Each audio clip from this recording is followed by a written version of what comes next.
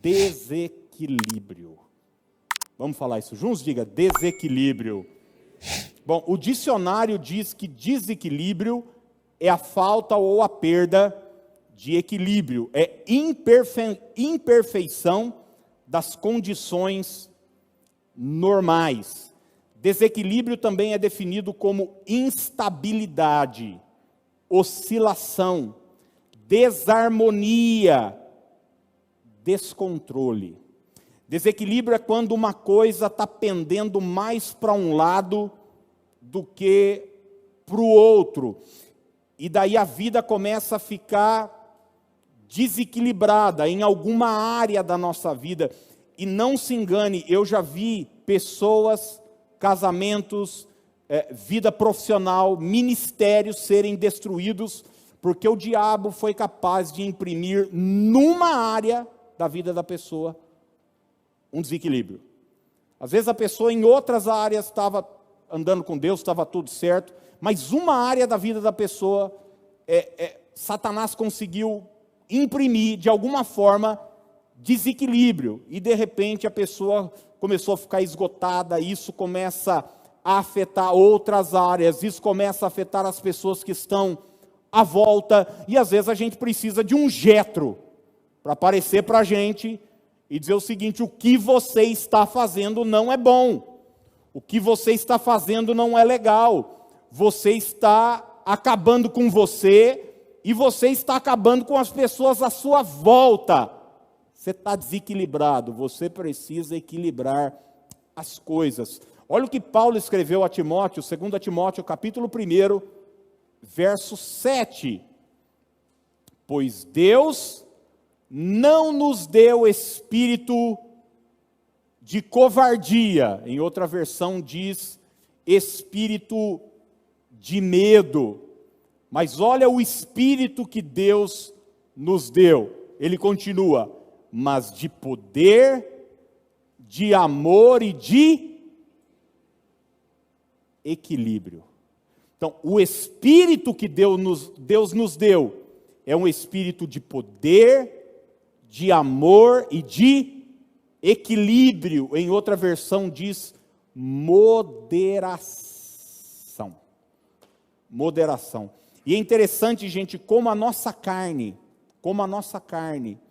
ela sempre vai pender para os extremos. E os extremos sempre vão desequilibrar a nossa vida. Você sabe que a diferença entre o remédio e o veneno está o quê? Está na dosagem, não é isso? Você sabe que uma das coisas que eu me assustei quando eu estava fazendo tratamento para câncer, foi que o médico me disse o seguinte: você vai tomar isso aqui e tal, precisa tomar certinho. Ele falou, em alguns casos, Aquiles, o tratamento não corresponde, não dá certo. E daí a gente entra com uma outra medicação. E sabe qual era a medicação?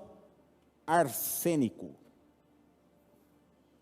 Arsênico. Na hora que ele falou aquilo, eu falei, mas isso aí não é veneno, não? Pois é veneno sim. É veneno. Mas se você acertar na dose, cura. Se você acertar na dose, traz vida para aquele que está doente. Então, a diferença, muitas vezes, daquilo que vai me fazer bem e daquilo que vai me fazer mal, é simplesmente o equilíbrio disso, a harmonia disso. Então, pense, algo que pode ser bom para mim, se ele estiver numa dosagem ou desequilibrado de alguma forma, isso que era para ser bom passa o quê? A me prejudicar. E daí minha jornada fica pesada, fica difícil, porque ninguém aguenta carregar uma coisa que está... Eu lembro uma vez, lá em Rio Claro, eu estava carregando uma geladeira com um cara lá da igreja, um diácono, e ele já tinha uma certa idade e tudo, ele não estava aguentando muito, e eu estava do outro lado também, não sou nenhum incrível Hulk. Mas, cara, ele estava devagar demais. E daí ele meio que soltou, eu fui carregar a grade do freezer, desceu rasgando minha mão, assim, ó. Até hoje, ficou carne viva. Até hoje tem uns tile aqui na minha mão, porque estava desequilibrado, cara. Um estava fazendo mais força, do que o outro.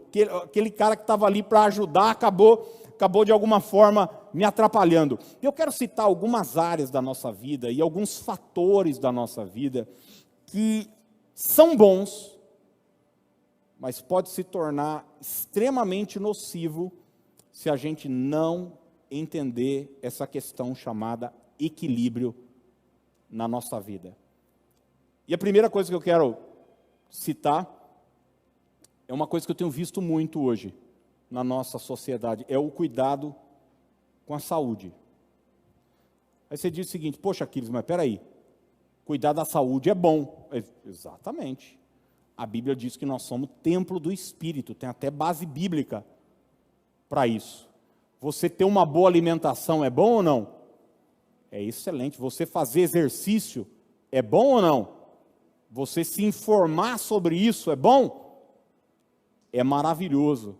Mas, gente, eu conheço pessoas que se tornaram tão neuróticas com isso, tão nóia com esse negócio de exercício físico, alimentação, não sei o quê, não pode isso, não pode aquilo outro, que a pessoa simplesmente surtou, ficou doida. Aliás, uma vez eu conversei com uma pessoa que trabalha na área do esporte, e ele estava me falando o seguinte: viu, você ter uma atividade física é extremamente saudável. Agora, você vê um esportista de alta performance, a atividade dele é nociva para o corpo dele. Que ninguém foi projetado para carregar aquela quantidade de peso que o cara carrega. Ninguém foi projetado para correr uma ultramaratona. A gente não foi projetado para isso. O cara está fazendo o esporte para, enfim, conquistar uma medalha, uma coisa ou outra, mas aquilo que era para ser bom, se movimentar, ter uma atividade, começa a ser prejudicial para o corpo da pessoa, para a alma dela, para a mentalidade dela, algo que era para ser bom. Uma outra coisa que eu estava pensando, né? Vaidade pessoal. Ô, gente, uma pessoa sem vaidade alguma, ela vira o Jeca Tatu, né? Eu conheço um monte, só não tem vaidade alguma. Ou às vezes a mulher não tem vaidade nenhuma, aquele mínimo necessário. Você olha para pessoas e fala: da onde saiu? Qual caverna saiu? Não é? Porque não tem o mínimo de vaidade. Mas na outra ponta, e eu estou falando aqui de desequilíbrio, porque lá está o homem das cavernas, né? O Jeca Tatu, e aqui está o Zé Bonitinho. Lembra do Zé Bonitinho, não?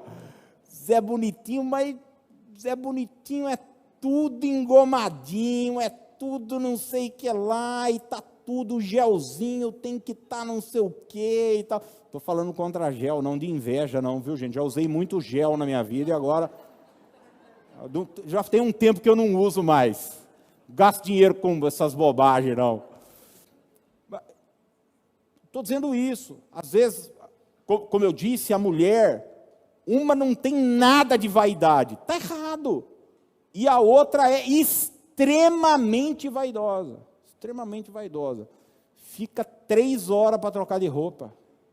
Fica, sabe, sempre pensando: o que é que vão falar de mim? Às vezes nada, viu, irmã?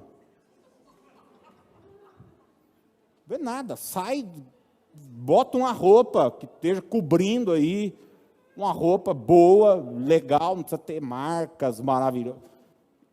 E vai, você não está indo para entrega do Oscar, tapete vermelho, onde você vai ser fotografada, vai sair nas maiores canais de mídia. Você está vindo no culto. Você está vindo no culto, só coloca uma roupa, ou está indo na padaria pegar um pão. Aí precisa, meu Deus do céu. Então, olha que coisa, a vaidade, que era para ser uma coisa boa, saudável, porque vai te dar uma boa autoestima, você vai ficar confiante, porque você vai trabalhar Pô, você tem que trabalhar arrumado, bem vestido, principalmente se você trabalha com pessoas, sem contato com o público e tal.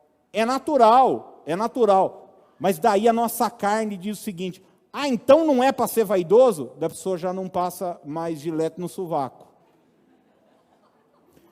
Porque o que a religiosidade faz, gente?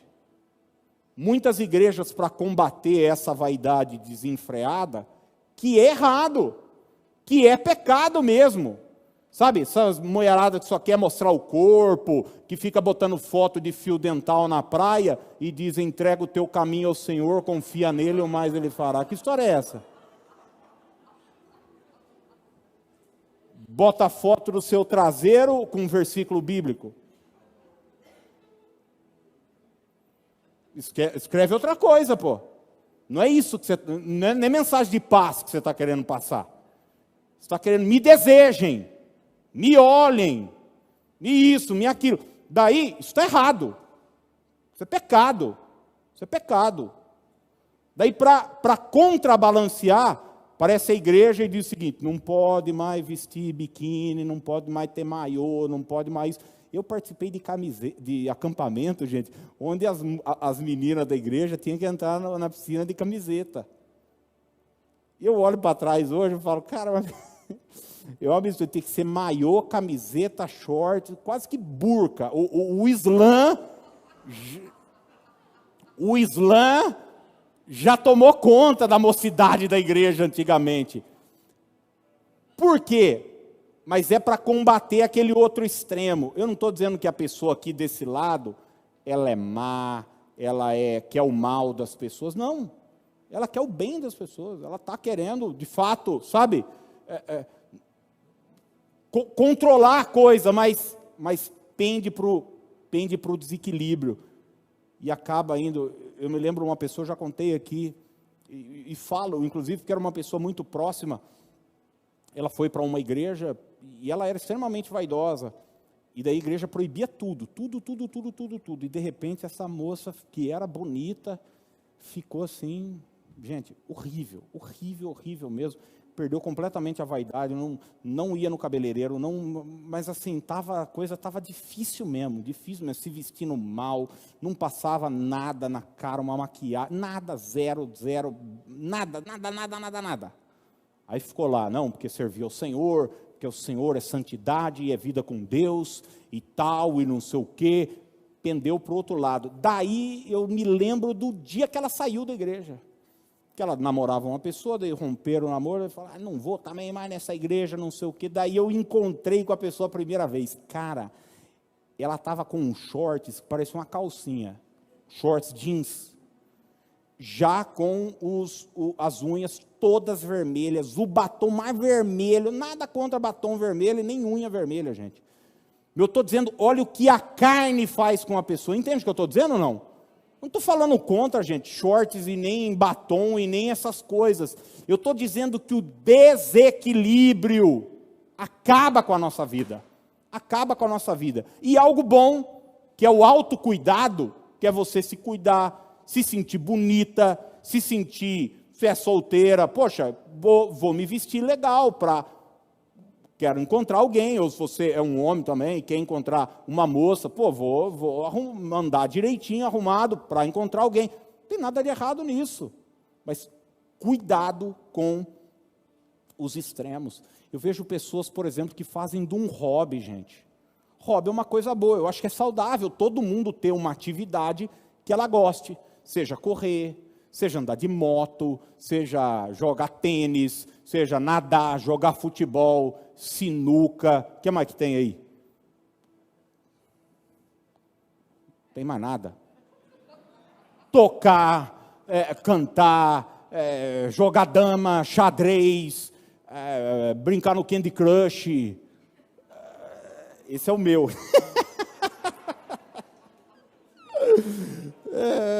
Esse é o meu. Esses dias eu estava feliz que eu tinha chegado numa fase lá, não sei se era 100 e pouco, meu irmão falou: eu estou na 1800 e não sei o quê. Aí eu vi uma mulher, botou na rede social dela: gente, estou feliz, cheguei na fase 10.000 no Candy Crush. Quase que abandonei, falei: não vou mais brincar disso aí nada. Gente, normal. Tem problema? Claro que não, cara. Tirar um momento do seu dia para, cara, pensar em nada. Vou assistir uma série, vou assistir um filme, vou ler um livro, bom, vou relaxar, pô, gostoso, pega uma pipoca. Agora, e o desequilíbrio? Porque tem gente que acha que é pecado você se divertir. Você ter qualquer momento da vida que você relaxa. Ele acha que é errado, ele se sente culpado por isso. Ele diz, comer, trabalho, 24 horas, eu não paro, não sei o quê, no meu tempo. Essa mulher... É um extremo. E tem gente que faz do hobby, gente, assim, a vida dele. Começa a virar, assim, nóia. E daí, aquilo que era para ser bom, começa a quê? Prejudicar a pessoa. Começa a afetar o casamento.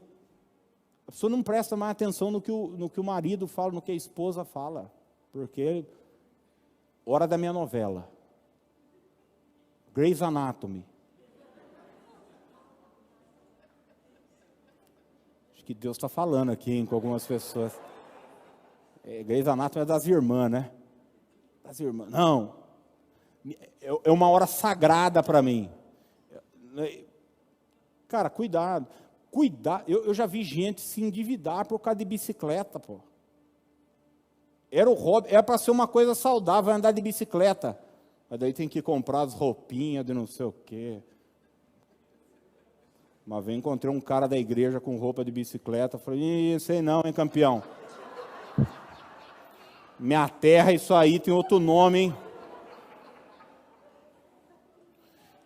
Gente, desculpa, eu quando ia andar de bicicleta, botava uma bermuda larga, um tênis, uma camiseta, às vezes ia sem, e andava de camiseta ia andar de bicicleta com os meus amigos. Agora, uns negócios, uns capacetes, uns bancos de...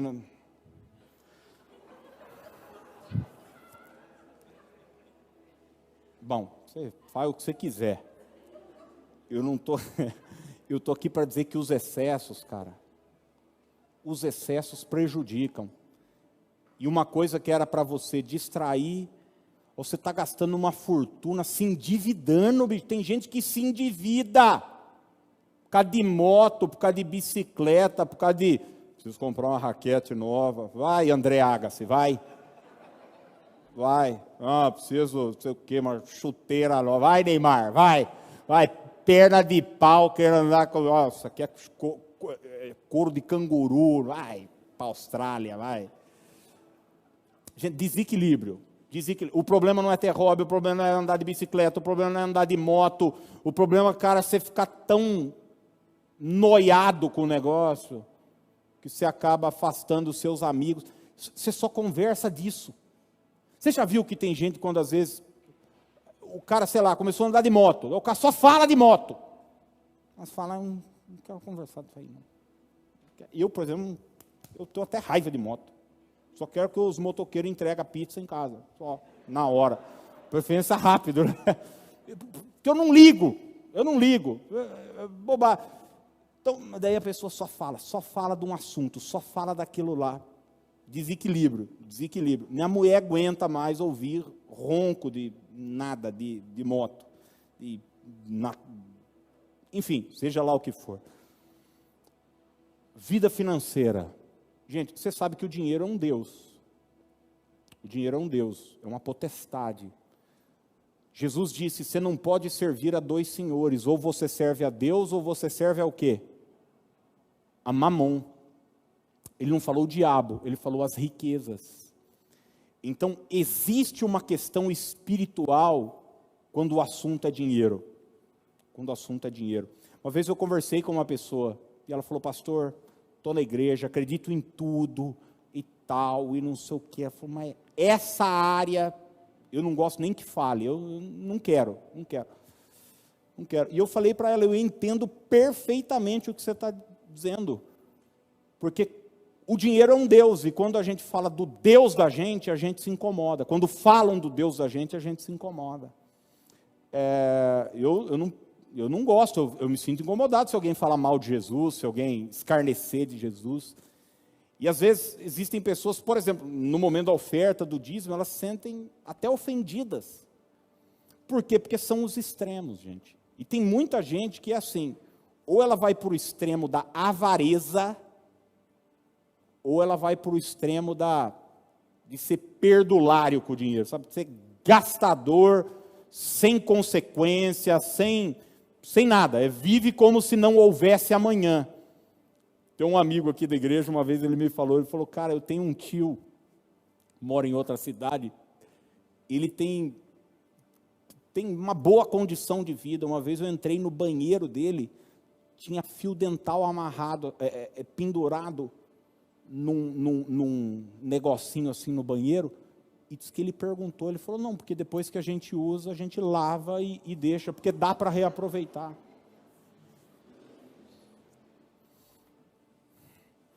Então, existem pessoas assim, que vão para um nível de avareza.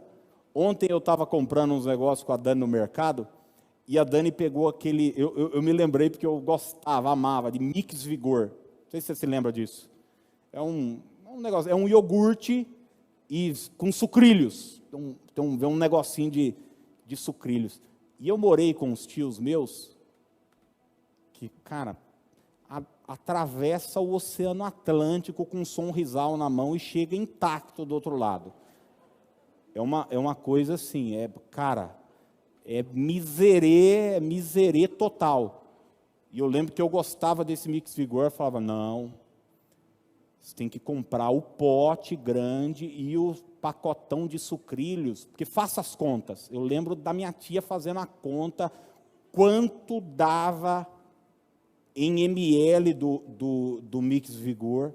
Eu tinha 9 anos de idade. A criança não quer fazer a conta do negócio, que em gramas e não sei o que e tal. A criança quer um negocinho lá, cara, que vem com o brinquedinho, que vem com a carinha do negócio do tigre. É o tigre, né? Como é que ele chama mesmo? Eu não lembro. Dos sucrilhos. Agora, existem pessoas que vão, cara, para o outro extremo. E vai no mercado e trucha o pé. Quer nem saber, não quer nem saber. E às vezes não tem para isso. O que é mais grave. Se endivida, enfim, é um erro. Uma vez uma pessoa me mostrou, ela tinha, eu juro para você, um quarto. Cara, era isso aqui, ó. As irmãs não ficam com inveja do que eu vou dizer, hein? Era isso aqui de sapato. Isso aqui, né? Porque ela tinha mais de 300 pares de sapato. Olha as irmãs botando a mão na cabeça, eu tomo posse disso para a minha vida. Em nome de Jesus. Ô, gente, é errado ter sapato? Claro que não é. É errado gostar de sapato? Claro que não é. É errado comprar sapato? É claro que não é. Mas o desequilíbrio pode fazer mal. Era quase que um altar que aquela mulher tinha de coisa e tal. Enfim, ninguém podia chegar perto do sapato. Era uma coisa doida. Olha o que Juízes 1, 5 em diante diz. Em Bezeque, encontraram Adoni-Bezeque e pelejaram contra ele e feriram aos cananeus e aos ferezeus. Adoni-Bezeque, porém, fugiu, mas o perseguiram e, prendendo-o, lhe cortaram os polegares das mãos e dos pés. Então disse Adoni-Bezeque: 70 reis, a quem haviam sido cortados os polegares das mãos e dos pés, apanhavam migalhas debaixo da minha mesa. Assim como eu fiz, assim Deus me pagou. E o levaram a Jerusalém e morreu ali. Olha que coisa interessante, esse rei chamado Adoni-Bezeque, ele tinha uma peculiaridade. Quando ele pegava algum rei numa conquista de guerra, e ele fez isso com 70 reis, ele, para humilhar aquelas pessoas, para deixar os caras comendo migalha debaixo da mesa, e esse é o intuito do adversário, é te humilhar, é te deixar na miséria, na pior. Ele fazia duas coisas com esses caras: cortava o polegar das mãos E você vai estudar, você vai ver que uma pessoa sem o polegar da mão, ela é incapaz de empunhar a espada. Ela perde o poder de reação. Ela perde o poder de lutar na vida. Mas ele não tirava só os polegares das mãos. Ele tirava também os polegares dos pés. Eu fui estudar uma vez, duas coisas são necessárias e fundamentais para o nosso equilíbrio: a audição e o polegar dos pés. Você perde a firmeza na hora de pisar.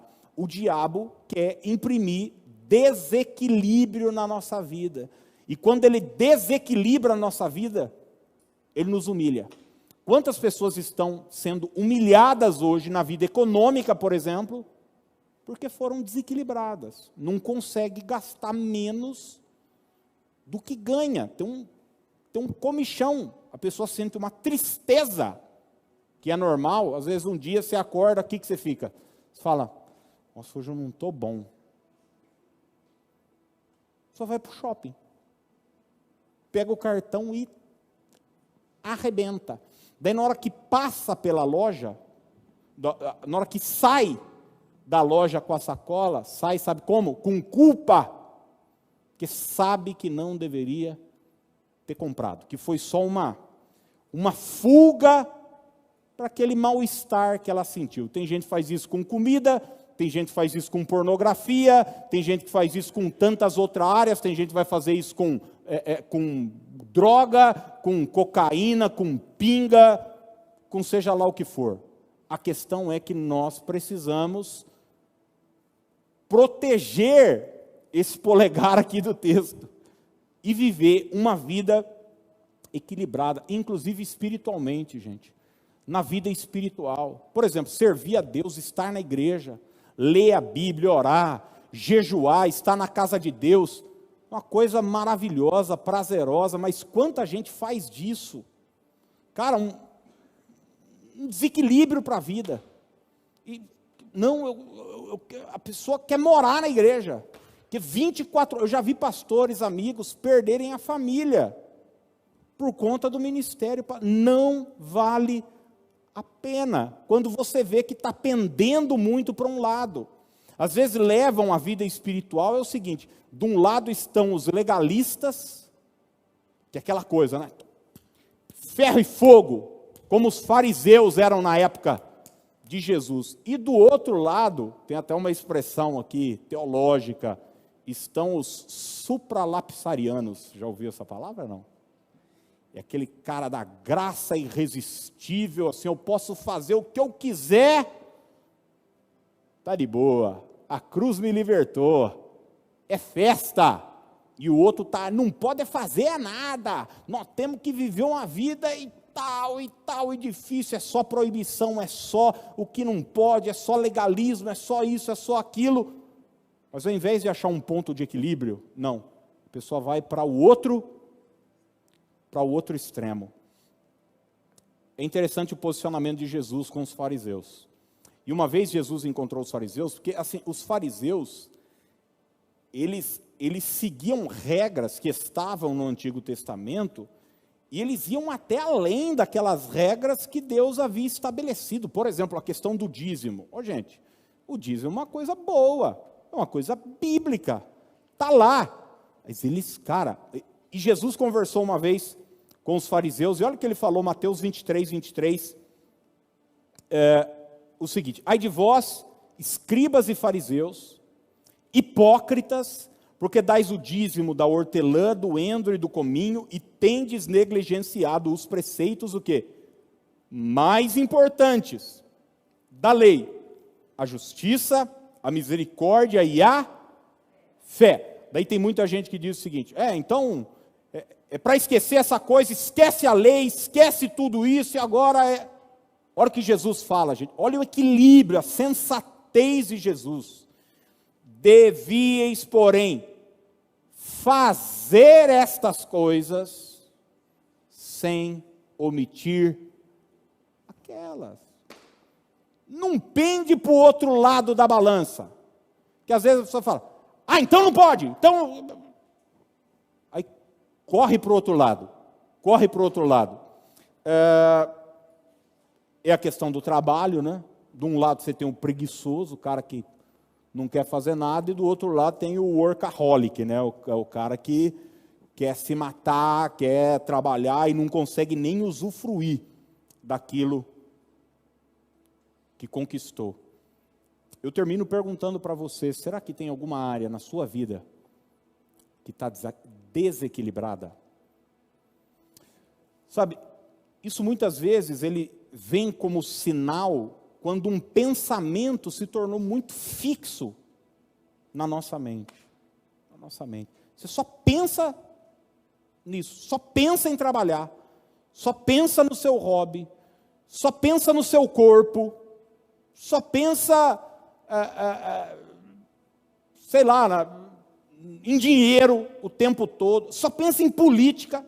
Por exemplo, tem gente que só pensa em política o dia inteiro. Eu falo, a vida de uma pessoa dessa deve ser um inferno, né? Só pensa nisso o dia inteiro. Só pensa em futebol o dia inteiro. Só pensa... Será que tem alguma área? Só pensa em sexo o dia inteiro. A gente quer... Cara, tudo tem uma segunda, sabe? Uma segunda intenção. Tudo tem uma piada no meio sexual. Tem gente assim. Só pensa nisso o dia inteiro. É inaceitável uma pessoa, não é normal uma pessoa que não pensa nisso, nunca, e não é normal uma pessoa que só pensa nisso. Eu estou dizendo o seguinte, que o equilíbrio vai nos fazer bem. Gente, eu já vi pessoas boas, tementes a Deus, amorosas, bons pais de famílias, boas mulheres, trabalhadoras, mas às vezes que Satanás conseguiu imprimir na vida sexual da pessoa um desequilíbrio. Isso botou tudo em volta a perder.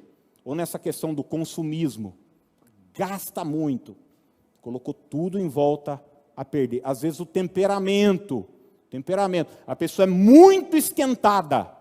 E daí a pessoa muito esquentada, quando ela ouve uma palavra, não, você tem que ter longanimidade, você tem que ser manso, você tem que saber o que fala. Daí o que uma pessoa dessa faz? Ela quer ir para o outro extremo. Ela fala, não é mais para falar? Então tá bom. Daí você está no almoço de família, você faz uma pergunta para a pessoa, ela, não era para ficar quieto? Porque sempre que eu abro a boca eu tenho alguma coisa errada. O que é isso? Extremo. Desequilíbrio. Olha, seja moderado. Deus não te deu espírito de covardia, mas de poder, de amor e de equilíbrio. Eu termino lendo Filipenses 4:5, vou pedir para você ficar de pé. Pessoal da música, por favor, chega. Abra aí comigo, Filipenses capítulo 4, verso 5.